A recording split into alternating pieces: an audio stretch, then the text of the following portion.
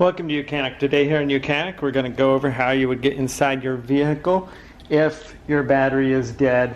So say you have a key fob and you go to hit the button to unlock the door and it won't unlock. It's either your battery is dead in the vehicle or maybe the battery is dead in the key fob. Now this one's very general. There's nothing to be removed. You can see that has the keyhole right there on your driver's side door.